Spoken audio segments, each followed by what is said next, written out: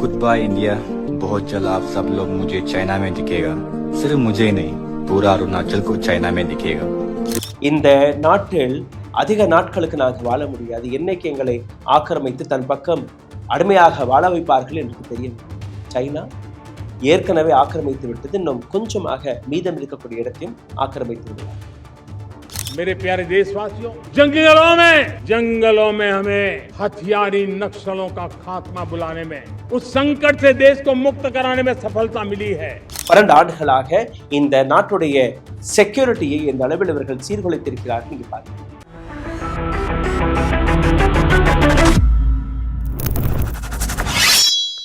வணக்கம்.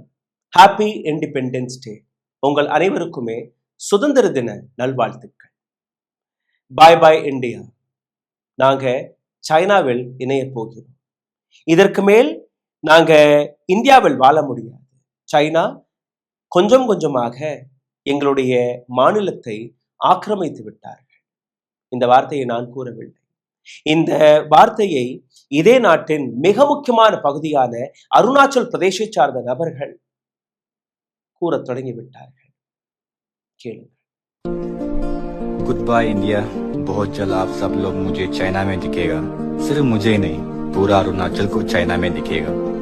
क्योंकि चाइना यहाँ अरुणाचल में धीरे धीरे करके घुस रहा है। यहाँ की जमीन कब्जा कर रहा है।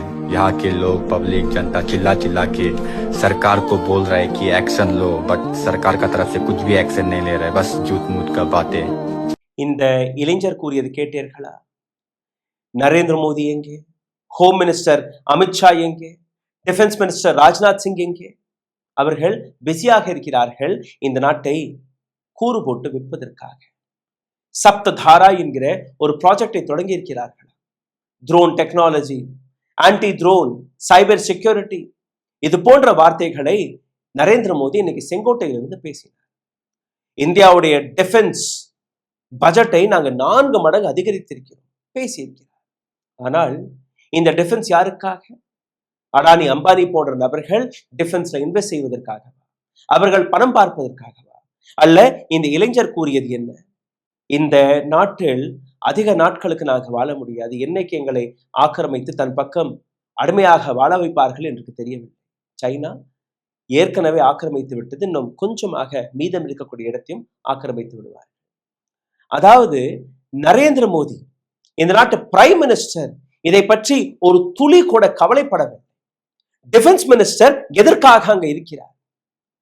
ஏன் இந்த 3 நபர்களுமே ராஜினாமா கொடுத்து வீட்டுக்கு திரும்பக்கூடாது? கடந்த 12 ஆண்டுகளாக இந்த நாட்டுடைய செக்யூரிட்டியை இந்த அளவில் இவர்கள் சீர்குலைத்திருக்கிறார்கள். நீங்க பார்க்க மூச்சுக்கு 100 முறை வந்தேரி வந்தேரி வந்தேரி என்று கூறக்கூடிய நரேந்திர மோடி, அமித்ஷா, ராஜ்நாத் சிங், மீதம் இருக்கக்கூடிய பக்தர்கள் இந்த வீடியோவை கவனமாக பாருங்கள், கேளுங்கள், உங்களுக்கு புரிய வரும் எந்த அளவில் இந்த மாநிலத்தை ஆக்கிரமித்து விட்டது சைனா.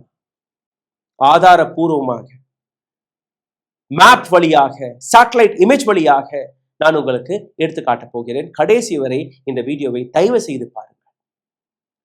உங்களுக்கு வேணால் இண்டிபெண்டன்ஸ் டேவாக இருக்கலாம், சுதந்திர தினமாக இருக்கலாம். ஆனால் அருணாச்சல் பிரதேசை சார்ந்த நபர்கள் இன்னைக்கு போராடி கொண்டிருக்கிறார்கள் தன்னுடைய அடையாளத்தை, தன்னுடைய உரிமையை, தன்னுடைய இந்தியன் என்கிற அடையாளத்தை காப்பாற்றுவதற்காக. இந்த வீடியோவை பாருங்கள். சைனா எந்த அளவில் அத்துமீறி இந்த நாட்டு எல்லைக்குள் புகுந்து விட்டது, எந்த அளவில் இந்த நாட்டு மக்களை விரட்டடிக்கக்கூடிய வேலையை பார்க்கிறார்கள் பாருங்கள்.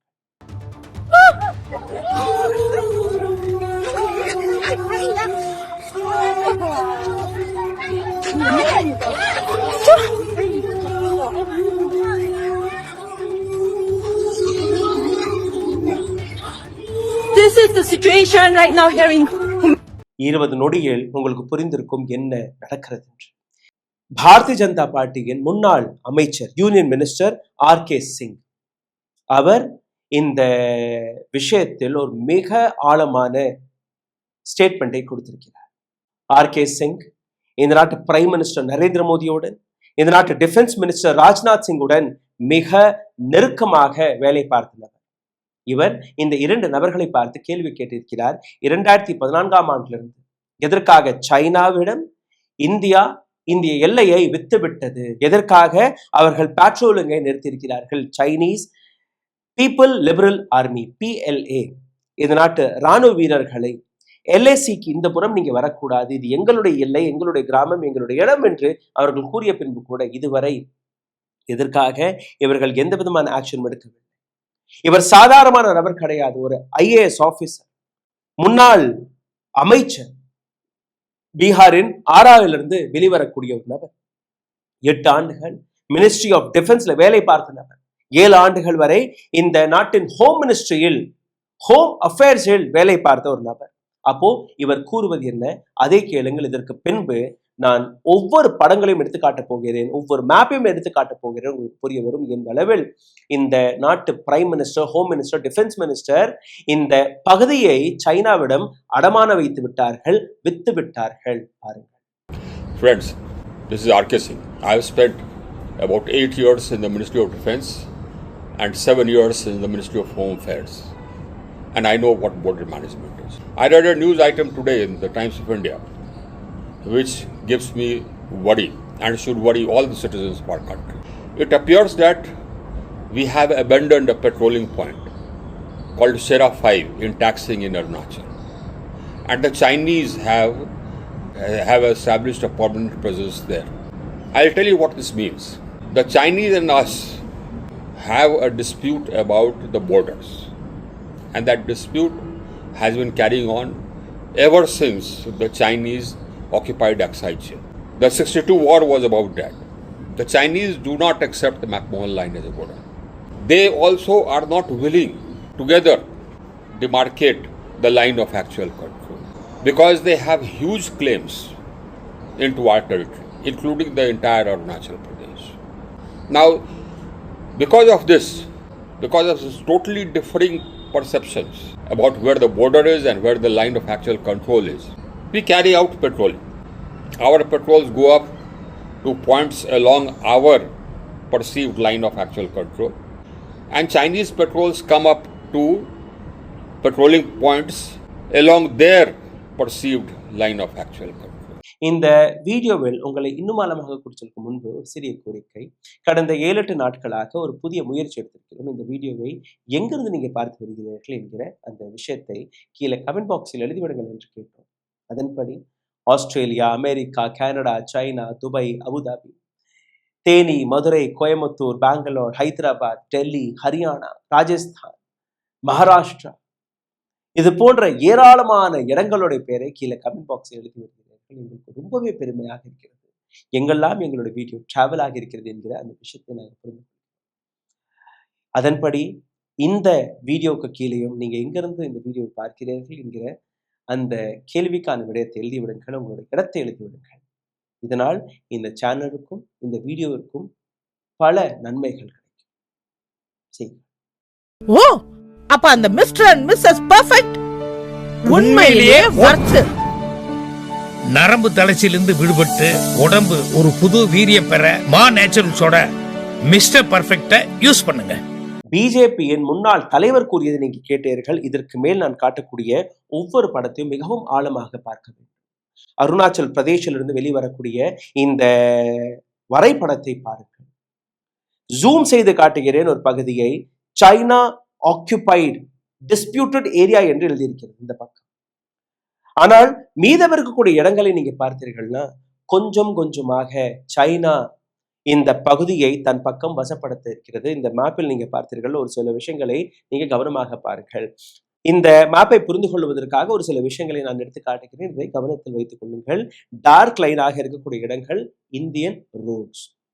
எங்கெல்லாம் சிவப்பு கோடு கோடாக இருக்கக்கூடிய இடங்கள் இருக்கோ அங்கெல்லாம் சைனா தன்னுடைய ரோடுகளை, தன்னுடைய வழிகளை தோண்டி விட்டார்கள், ரோடுகளை கட்டி கொண்டார்கள். இந்த அனைத்து இடமுமே இன்னைக்கு சைனா கையில் இருக்கு. இன்னொரு பக்கம் நீங்க பார்த்தீர்கள்னா இந்திய ராணுவம் எங்கெல்லாம் போய் பேட்ரோலிங் செய்ய முடியுமோ அந்த பகுதி, அவர்களுக்கு ஏற்படக்கூடிய கஷ்டம் எல்லாம் எடுத்துக்காட்டு. எங்கெல்லாம் ட்ரக் வர முடியும் என்கிற அந்த விஷயத்தையும் நாங்கள் மார்க் செய்திருக்கிறோம். இப்போ உங்களுக்கு புரிஞ்சிருக்கோம் என்ன எப்படி இந்த மேப்பை பார்ப்பது என்று. இந்த மேப்பை கீழே இருந்து தொடங்கலாம். கீழே நீங்க பார்த்தீர்கள்னா தேஸ்பூர் ஆர்மி ஹெட் குவார்டர்ஸ் வந்து எழுதியிருக்கு. இந்தியாவில் இருக்கக்கூடிய அசம்ல இருக்கக்கூடிய இந்த ஆர்மி ஹெட் குவார்டர்ஸ். இந்த இடத்திலிருந்து டோப்ரிஜோ என்கிற இந்த இடம் ஒரு 396 கிலோமீட்டர் தொலைவில் இருக்கக்கூடிய இந்த இடம், இங்கிருந்து தான் அருணாச்சல் பிரதேஷ் தொடங்குகிறது. அருணாச்சல் பிரதேஷ்ல இருக்கக்கூடிய மாஞ்சா என்கிற இந்த இடம், இதை தாண்டி டோப்ரிஜோ, நாச்சோ, இந்த 3 இடங்களையும் நீங்க கவனமாக பார்த்துக் கொள்ளுங்கள். அதாவது சைனா இதற்கு மேல் உள்ள வரும்போது இந்த ஒட்டுமொத்த பகுதி, ஏற்கனவே டக்சிங் என்கிற பகுதியை சைனா தன் கைவசப்படுத்தி விட்டது 1962ஆம் ஆண்டில். இந்தியா வேணா இது எங்களுடைய பகுதியை சொல்லலாம், but it is with China currently. Nacho வரை இந்தியாவுடைய ரோடெல்லாம் இருக்கு, அங்க போகலாம். அதற்கு மேல நடைபயணமாக. இந்த புறம் மாஜா என்கிற இடம், இதற்கு மேல எந்த ரோடும் கிடையாது, நீங்க நடந்துதான் பெட்ரோலிங் செய்து வரணும். நரேந்திர மோடி அவர்கள் இன்னைக்கு கூறியபடி நாங்க சைபர் செக்யூரிட்டியை அதிகரித்துக் கொள்கிறோம், நாங்க ட்ரோன் டெக்னாலஜியை வளர்க்க போகிறோம், எல்லாம் அடானிக்கு கொடுப்பதற்காக. ஆனால் இந்த இடத்துல இருக்கக்கூடிய பிரச்சனையை பாருங்கள். மாஜால இருந்து கொஞ்சம் நீங்க மேல போனீங்கன்னா இந்த ஒட்டுமொத்த பகுதியே மலைப்பகுதி. அந்த தரப்பிலிருந்து வரக்கூடிய சைனா அவர்கள் ரோட்டை தோண்டி விட்டார்கள், அதாவது மலையை குடைந்து ரோட்டை போட்டு விட்டார்கள். இந்தியாவிற்குள்ள வந்து இந்திய எல்லைக்குள் வந்து சைனா ரோடு போடுகிறது. ஆனால் நரேந்திர மோடி ஒரு நாவை கூட திறக்கவில்லை.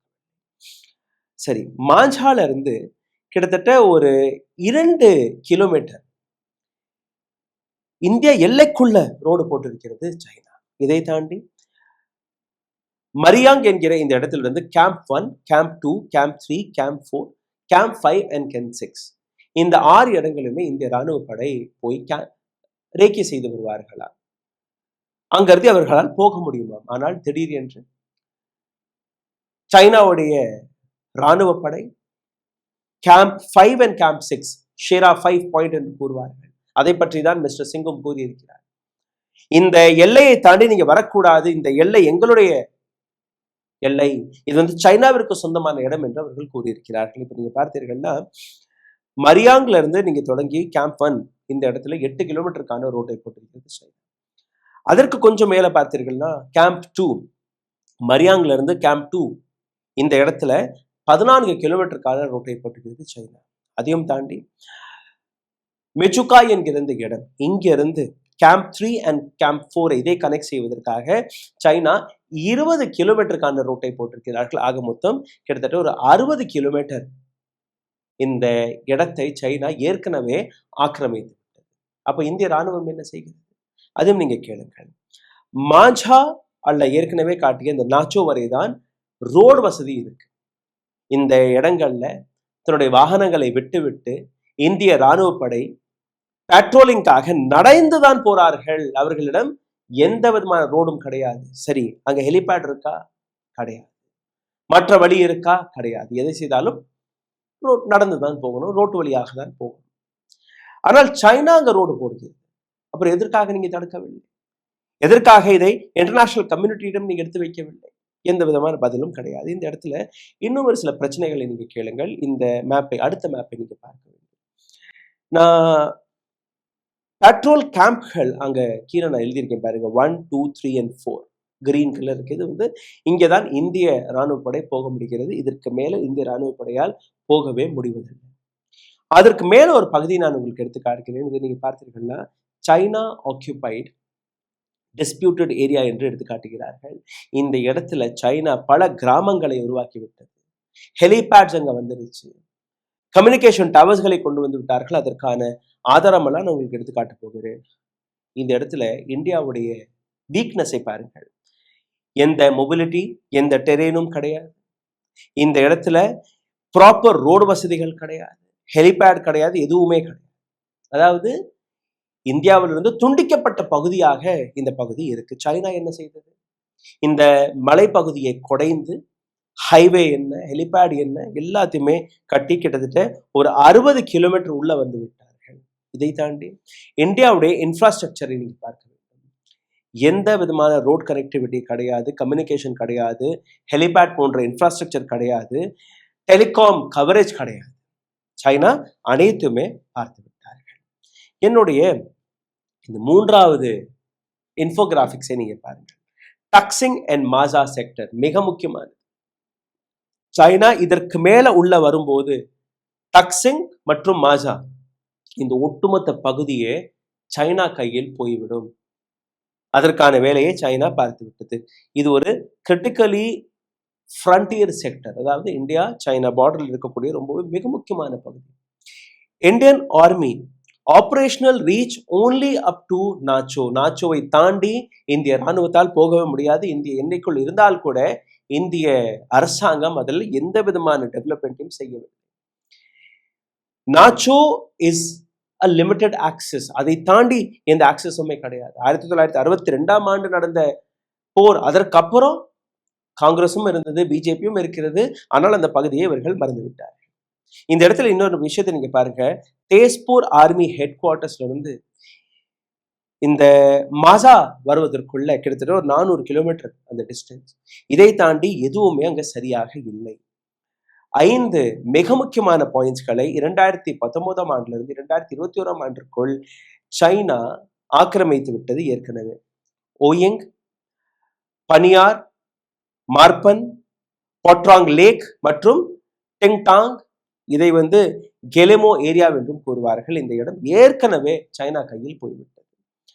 நீங்க பெட்ரோலிங்கான அந்த பிரச்சனை இங்கே பார்த்தீர்கள். இந்த இடத்துல மொபிலிட்டி காம்ப்ரமைஸ் ஆகியிருக்கிறது, ரோடு காம்ப்ரமைஸ் ஆகியிருக்கிறது. இன்னும் சொல்ல போனால் அங்கே வசிக்கக்கூடிய மக்களையும் சைனா விரட்டடிக்கக்கூடிய வேலை பார்க்கிறது. இந்த பகுதியில் நீங்க வரக்கூடாது, இது எங்களுடைய இடம், இது எங்களுடைய மண். அப்போ அங்க இருக்கக்கூடிய விவசாயிகளையும் அவர்கள் விரட்டடித்து விட்டார்கள். இது அங்க இருக்கக்கூடிய நிலை. இப்போ நான் அடுத்தா காட்டக்கூடிய இந்த இமேஜஸ்களை கொஞ்சம் பாருங்க. இது சேட்டலைட் இமேஜஸ், எல்லாமே அரசாங்கத்திடம் இருக்கு. ஆனால் நரேந்திர மோடி கூறுவதில்லை சைனா இந்த எல்லைக்குள் வரவே இல்லை என்று. என்னுடைய முதல் படத்தை பாருங்கள். டைம்ஸ் ஆஃப் இந்தியா மக்சர் என்கிற இந்த ஏஜென்சி இவர்களுடைய ஹை ரெசல்யூஷன் இமேஜை வைத்து ஒரு ஆர்டிக்கலை வெளியிட்டிருந்தார்கள். 19ஆம் தேதி மார்ச் மாதம் 2019ஆம் ஆண்டு. அந்த இடத்துடைய சேட்டலைட் இமேஜை பாருங்கள். அடுத்த 2 வருடத்தில் செப்டம்பர் மாதம் 2021ஆம் ஆண்டு மேக்சர் எடுத்த அடுத்த படத்தை பாருங்கள். இந்த இடத்துல ஒரு கிராமத்தை அவர்கள் அமைத்து விட்டார்கள். பிஃபோர் அண்ட் ஆஃப்டர் அந்த படத்தை நீங்க பார்க்கலாம், ஜூம் செய்து பாருங்கள். அங்க பல கட்டடங்கள், பல கம்யூனிகேஷன் டவர் எல்லாத்தையுமே கட்டிவிட்டார். ஒரு விதமான ஒரு கிராமத்தை சைனா அமைத்து விட்டது. Is this not in record? Definitely it is on record. Does Indian government doesn't know about it? Definitely Indian government knows about it. But nobody took any action because they were busy selling India. அடுத்த படத்தை நீங்க பாருங்க. CSIS மற்றும் மேக்சர் high resolution வழியாக இன்னொரு இடத்தை எடுத்து காட்டுகிறார்கள். இதுவும் அருணாச்சல் பிரதேஷ் பார்டர்ல இருக்கக்கூடிய ஜோங்னாம், யராவ் மற்றும் மஜிதுகான் என்கிற இந்த 3 பகுதி. இந்த இடத்துல சைனா ஹெலிபேடை கட்டியிருக்கு. இந்த இடத்தில் வால்பேட் காம்ப்ளெக்ஸை கட்டியிருக்கிறது, ரோடை கட்டியிருக்கிறது, மிலிட்டரி கேப்பபிள் ஃபீச்சர்ஸை இந்த இடத்தில் கொண்டு வந்து விட்டார்கள். இது அருணாச்சல் பிரதேஷ்ல இருக்கக்கூடிய ஒரு கிராம பகுதி. நீங்க ஜூம் செய்து பார்த்தீர்களோ உங்களுக்கு தெரிய வரும் எப்படி ஒரு இடத்தை சுத்தம் செய்து அந்த இடத்தில் கட்டக்கூடிய வேலையை பார்க்க தொடங்கி இருக்கிறார்கள். அடுத்த பகுதி நீங்க பாருங்க. 5 மிக பெரிய பில்டிங்ஸ்களை கட்டியிருக்கிறது சைனா.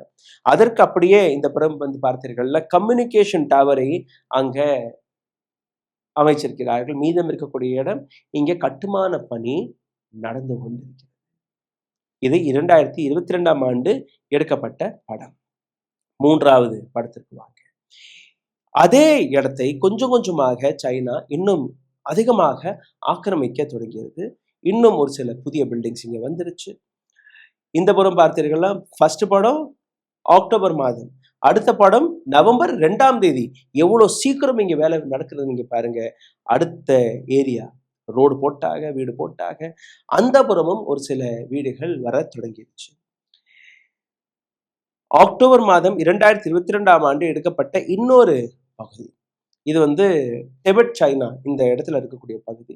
இங்க நீங்க பார்த்தீர்கள்னா ஏராளமான கட்டடங்கள், ஏராளமான ரோடுகள், அங்க ஹெலிபேட், மற்ற விஷயங்களை இவர்கள் கட்ட தொடங்கி விட்டார்கள். எல்லாமே மேக்சார் என்கிற ஒரு ஏஜென்சி வெளிவிட்ட இந்த படங்கள். இப்போ சிந்தித்து பாருங்கள். நரேந்திர மோடி, ராஜ்நாத் சிங், அமித்ஷா பதில் கொடுக்கணுமா, கொடுக்க கூடாது? பதில் கொடுத்திருக்கிறார். கல்வான் வேலி அங்க நடந்த கிளாஷ் உங்களுக்கு ஞாபகத்தில் இருக்கும். 15ஆம் தேதி மற்றும் 16ஆம் தேதி ஜூன் மாதம் 2020 பல்வேறு தரப்பிலிருந்து கேள்விகள் எழுப்பி இந்த நாட்டு 20 ராணுவ வீரர்கள் கொல்லப்பட்டார்கள். இந்தியா சைனாக்கு நடுவே நேரடியாக நடந்த மோதல். 19ஆம் தேதி நரேந்திர மோடி அவர்கள் கல்வான் வேலியை பற்றி டெலிவிஷன் மீடியாவுக்கு முன்பு வந்து ஒரு ஸ்டேட்மெண்ட்டை கொடுக்கிறார். என்ன ஸ்டேட்மெண்ட்? ना वहां कोई हमारी सीमा में घुस आया है, ना ही कोई घुसा हुआ है, ना ही हमारी कोई पोस्ट किसी दूसरे के कब्जे में है. யாருமே இந்திய எல்லைக்குள் வரவில்லை, யாருமே இந்திய எல்லையை ஆக்கிரமிக்கவில்லை, அல்ல யாருமே இந்திய போஸ்ட்களை கைப்பற்றவில்லை. இது நரேந்திர மோடியுடைய ஸ்டேட்மெண்ட். இந்த நாட்டின் 20 ராணுவ வீரர்கள் தன்னுடைய உயிரை இழந்ததற்கான காரணம் அதை கொச்சைப்படுத்தி விட்டார் நரேந்திர மோடி அவர்கள். யாருமே இந்தியாவிற்குள் வரவில்லை என்று கூறியிருக்கிறார். இது 19ஆம் தேதி நடந்தது. 20ஆம் தேதி இந்தியா மற்றும் சைனா இதுல இருக்கக்கூடிய உயர் அதிகாரிகள், முக்கியமாக ராணுவ அதிகாரிகளுக்கு நடுவே ஒரு பேச்சுவார்த்தை நடந்தது. இந்த பேச்சுவார்த்தையில் நெகோசியேஷன் நடக்கிறது. இந்திய தரப்பில் இருந்த நெகோசியேட்டர், அங்கிருந்தும் ஒரு சில நெகோசியேட்டர் வந்தார்கள். நீங்க இந்த எல்லைக்குள் வந்துட்டீர்கள், நீங்க பின்னாடி போகணும் என்று ஒரு ஸ்ட்ராங்கான பேச்சுவார்த்தை. அப்போ இந்திய சைட்ல இருந்து இதே விஷயத்தை எடுத்து வைக்கிறார்கள். நீங்க கேம்ப் 1 டு கேம்ப் 6 இது எங்களுடைய இடம், நீங்க கேம்ப் 5 and 6 உள்ள வந்துட்டீங்க, நீங்க வெளியேற வேண்டும். அப்போ சைனா கொடுத்த பதில், உங்களுடைய பிரைம் மினிஸ்டரே கூறிவிட்டாரா இல்லையா உங்க நாட்டுக்குள்ள நாங்க வரவில்லை என்று. ஒரு இன்ச்சு கூட எங்கள்கிட்ட இல்லை, இப்ப இருக்கக்கூடிய இடம் எல்லாமே எங்களுக்கு தான் சொந்தம். நரேந்திர மோடியுடைய அதே வார்த்தையை அவர்கள் கோட் செய்து காட்டினார். நான் காட்டிய ஒவ்வொரு படம், ஒவ்வொரு மேப்பையும் நீங்க கவனமாக பார்த்திருப்பீர்கள் என்று நான் நம்புகிறேன். இப்போ நீங்க கூறுங்கள், இந்த நாட்டில் இருக்கக்கூடிய prime minister, defence minister, home minister, இவர்கள் அந்த பதவியில் இருக்க தகுதியானவர்களா? இவர்கள் செய்வது என்ன? சப்த தாரா என்கிற ப்ராஜெக்டை கொண்டு வந்து விட்டார்களாம். இந்த ப்ராஜெக்ட் வழியாக நரேந்திர மோடி அமித்ஷாவிற்கும் அடானிக்கும் அல்ல டொனால்ட் ட்ரம்பிற்கும் இந்த நாட்டை கூறு போட்டு விற்கக்கூடிய வேலையை மட்டும் தான் பார்த்திருக்கிறார்களே, இந்த நாட்டு பகுதியான அருணாச்சல் பிரதேஷ் அங்க இருக்கக்கூடிய மக்களை பற்றி ஒரு வார்த்தை கூட இந்த நாட்டு சப்பனேஸ்வரால் பேச முடியவில்லை. வாயே துறப்பதில்லை. ஆபரேஷன் சிந்தூரில் ஒரு நபர் கூட உயிரிழக்கவில்லை என்று கூறிய அதே டிஃபென்ஸ் மினிஸ்டர் ராஜ்நாத் சிங் ராணுவம் வெளிவிட்ட அந்த தகவல் 6 நபர்கள் மாற்றரானார்கள், வீரமரணம் அடைந்தார். இந்த நாட்டில் எந்த விதமான ரஃபால் ஜெட்டும் வீழ்த்தப்படவில்லை என்று கூறியது இந்த நாட்டு டிஃபென்ஸ் மினிஸ்ட்ரி. அண்ட் ஏர்ஃபோர்ஸ் என்ன கூறியது? ஆமாம், எங்களுடைய விமானப்படை தாக்கப்பட்டது, வீழ்த்தப்பட்டது. வந்தேரி வந்தேரி என்கிற பெயரை வைத்து ஓட்டை சேகரிக்கக்கூடிய இந்த கூட்டம் இன்னைக்கு எதற்காக அமைதியாக இருக்கிறார்கள்? இத்தனை ஆதாரங்களை நாங்கள் திரட்டி காட்டியிருக்கிறோம். அப்ப இந்த நாட்டில் இருக்கக்கூடிய டிஃபென்ஸ் ஏஜென்சிகள், இந்த நாட்டில் இருக்கக்கூடிய இன்டெலிஜென்ஸ் ஏஜென்சிகள், அவர்கள் எங்கே? they are busy targeting the opposition leaders, targeting the corporate. பணம் வசூலிக்கக்கூடிய வேலையில் அவர்களை இறக்கிவிட்டார். அருணாச்சல் பிரதேஷுடைய அந்த நபர் பேசிய வார்த்தையை மறுபடியும் நீங்க கேட்க வேண்டும்.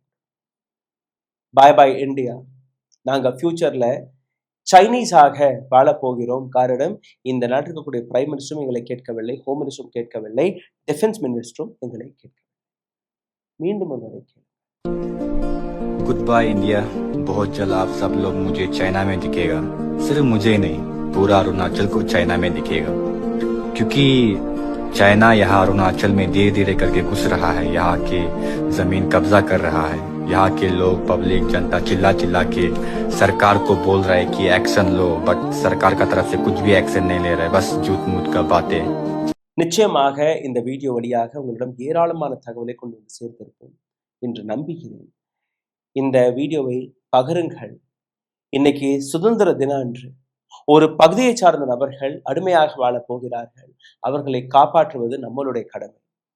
உங்களுடைய கேள்விகள், உங்களுடைய கருத்துக்கள் கீழே கமெண்ட் பாக்ஸில் நிறையட்டும். உங்களுடைய தேசப்பற்றை இந்த வீடியோ இதை ஷேர் செய்து காட்டுங்கள். இந்த சேனலை தொடர்ந்து முடக்கக்கூடிய வேலையை பார்த்து வருகிறார்கள். காரணம், எந்த கேள்வி மெயின் ஸ்ட்ரீம் மீடியா கேட்டிருக்க வேண்டும் அந்த கேள்வியை நாங்கள் கேட்கிறோம். இது போன்ற ரிப்போர்ட்ஸ்களை தயாரிப்பதில் பல சிக்கல் இருக்கு.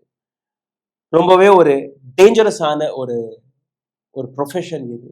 இந்த மாதிரியான ஒரு சீக்ரெட்டிவ் டாக்குமெண்ட்ஸ்களை எடுத்து வருவது மட்டுமல்ல, இதை சேகரித்து வெளியே கொண்டு வருவதும் இந்த நாட்டு சிஸ்டத்தையே கேள்வி கேட்கும்படி ஆகிறது. ஆனால் பத்திரிகையாளர் உண்மை பேசியே தீர வேண்டும். கோதி மீடியா கிடையாது, தைரியமாக பேசுகிறோம். அப்போ இந்த சேனலும் நீங்க சப்போர்ட் செய்யுங்கள். இது போன்ற இண்டிபெண்டன்ட் சேனல்ஸ்களை சப்போர்ட் செய்யுங்கள். அருகில் இருக்கக்கூடிய QR கோடை பயன்படுத்தி. நன்றி, வணக்கம். ஓ, அப்ப அந்த மிஸ்டர் அண்ட் மிஸ்ஸஸ் பெர்ஃபெக்ட் உண்மையிலேயே வர்த். நரம்பு தளர்ச்சியிலிருந்து விடுபட்டு உடம்பு ஒரு புது வீரியம் பெற மா நேச்சுரல்ஸோட மிஸ்டர் பர்ஃபெக்ட யூஸ் பண்ணுங்க. ஊடகம் கார்ப்பரேட் அரசியல்வாதிகளின் கைப்பாவையாக அடிமைகளாக இருந்தது போதும். இனி சாட்டை எடுத்து சுழற்றும் நேரம் வந்துவிட்டது. ஊடகம் பொதுமக்களாகிய உங்களுக்காக, உங்களாலேயே இயக்கப்பட வேண்டும். ஊடக சுதந்திரத்திற்காக உங்களின் பங்களிப்பை இன்றே அளித்திடுங்கள்.